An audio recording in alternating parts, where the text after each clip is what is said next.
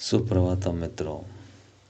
मैं आशा करता हूँ कि ब्रह्मनाथ की यात्रा में आप अपने सहज स्वरूप में धीरे धीरे आगे यात्रा कर रहे हैं और अपने अपने योग्यता के अनुसार, अपनी अपनी आवश्यकता के अनुसार अपने अपने मार्ग को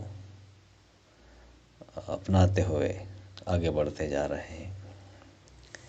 हम देखते हैं कि भारतवर्ष में ही कितने ही तरीके की पद्धतियाँ हैं, कितने ही तरीके के देवी देवताएं हैं, कितने ही अपने अपने सिस्टम्स हैं और हर व्यक्ति अपने अपने हिसाब से अपनी यात्रा में चल रहा है और सब कहीं न कहीं पहुंचते हैं।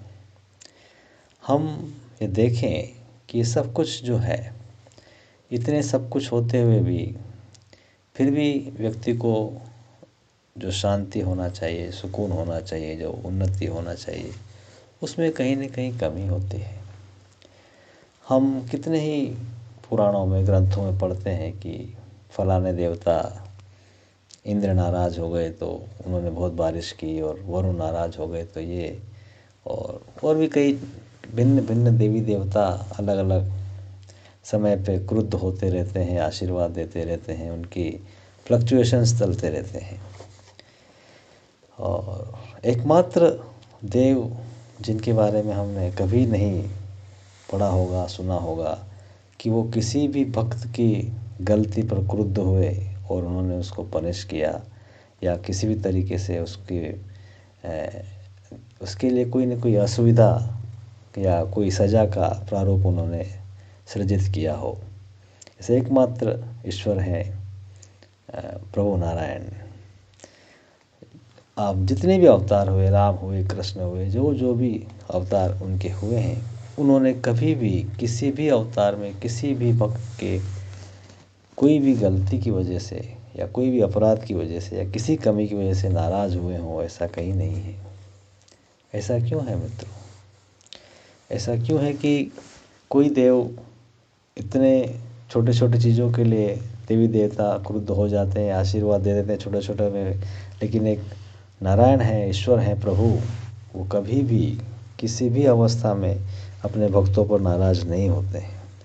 कितनी भी दुविधा में हो, कितने भी कष्ट में हो, कुछ भी करके आया हो, और अगर उसने ईश्वर के शरण में आता है तो उसको वो क्षमा करते हैं, उसका उद्धार करते हैं, उसको आगे बढ़ाते हैं। और वो कभी उसको याद नहीं करते हैं कि वो कैसे आया था, और ना उसे कभी याद करने देते हैं कि तू कितना पतित था, मैंने तुझे कहाँ पहुँचाया। ये है प्रभु की, ईश्वर की अनुकंपा मित्रों।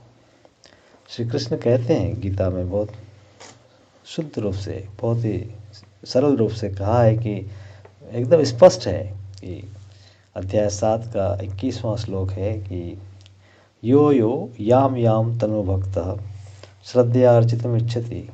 जो भक्त जिस जिस भाव से मुझे, जिस स्वरूप में मुझे भजना चाहता है, मेरी प्रार्थना करना चाहता है, मुझे पूजना चाहता है, उसकी इच्छा जिस जिस भाव से अलग अलग अवस्था में हो, तस्याचलां श्रद्धां तामेव विद्याद्यं, तस्याचलां श्रद्धां तामेव विद्याम्यहम्।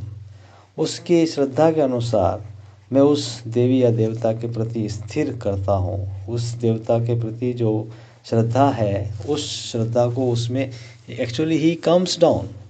आप जब किसी दूसरे नेदर वर्ल्ड के देवी देवताओं को, जो कि इस अवस्था से नीचे के देवी देवताओं में आप अपनी श्रद्धा को स्थिर करते हैं, तो भगवान वहाँ पे भी आपको एंटरटेन करते हैं।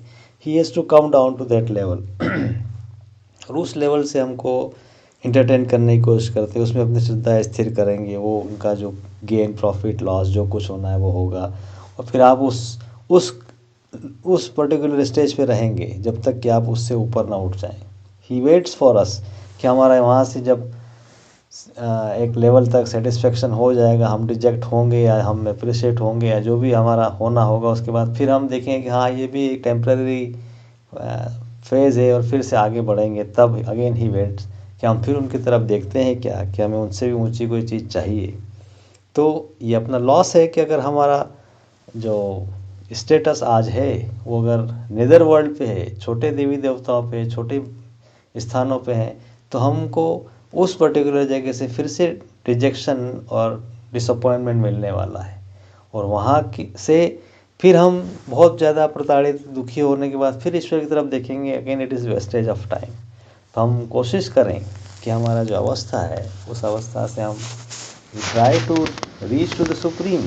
हम अगर सूर्य की तरफ देखते रहेंगे तो हमें छोटे छोटे प्रकाश स्तंभों की और लाइट हाउसेस की ज़रूरत नहीं है। अगर सूर्य ही हमारे तरफ है, हम सूर्य की तरफ हैं, तो हम किसी और की चीज़ की क्या आवश्यकता है।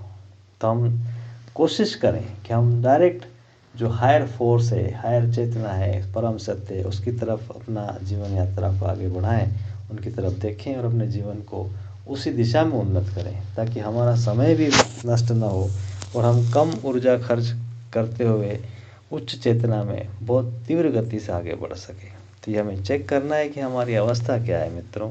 और अगर हमें कहीं ना कहीं कोई चीज़ की कमी लग रही है तो हम देखें कि हम किस तरह से हम हायर लेवल पे अपने आप को लिफ्ट करें और ऊंची चेतना से ऊंचा जीवन जीने का प्रयास करें, ताकि हमारा जो समय है वो वेस्ट ना हो और हम अच्छे से इस लाइफ में मैक्सिमम गेन कर सकें। इसका हमें प्रयास करना है मित्रों। वंदे मातरम।